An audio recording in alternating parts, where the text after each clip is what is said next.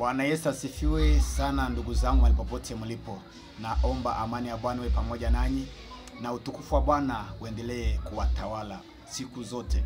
Ndugu rafiki yangu, mahali popote ulipo, sisi watu ambayo tuko kwa dunia hii, bado tuko na masikio, bado tuko na macho, bado tunaweza kuongea. Ni lazima tukaweze kuyakumbuka kwa nini bado tuko hai.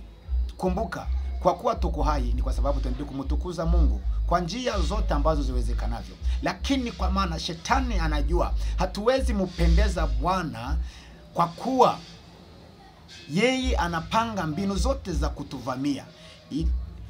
Kwa maana anapanga chochote kiwezekanavyo ili tuweze kumkosea Mungu. Lakini kwa maana tunajua mitego yake, ni lazima tujihadhari. Mahali pulipo ujihadhari, nami nijihadhari. Maandiko imesema hivi katika Wakorinto wa kwanza, Paulo alipoandikia barua ya kwanza pale andikia Wakorinto chapter 15 verse 33. 1 Corinthians chapter 15 verse 33. Maandiko imesema, msidanganyike, mazungumzo mabaya huharibu tabia njema. Tumieni akili kama ipasavyo, wala msitende dhambi, kwa maana wengine hawamjui Mungu. Ninanena hayo, ninawafedhehesha mwili wa ufufuo. Bwana asifiwe sana. Paulo akazungumza vizuri akasema, ndugu zangu marafiki, msidanganyike.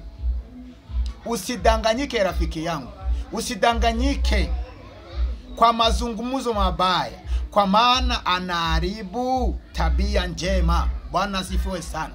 Inawezekana mahali popote umepita, inawezekana kwenye unaishi, unawezekana unanena injili, lakini kuna mazungumzo mabaya ambayo unashiriki. Kuna mazungumzo mabaya ambayo unasikia. Una mazungumzo mabaya wewe mwenyewe unazungumza, unakushiriki pamoja na wale ambao wanazungumza mazungumzo ambayo hamfai, hampendezi Mungu. Basi wewe utakuja kujipata umeng'oka ndani yake Yesu Kristo bila kujua. Ndipo Paulo akasema, msidanganyike. Na kuonya ndugu yangu, usidanganyike. Usiweze kushiriki na wabaya, usiweze kujitenga pamoja na wale ambao wanaongea maneno ambayo yanamkashifu Mwenyezi Mungu.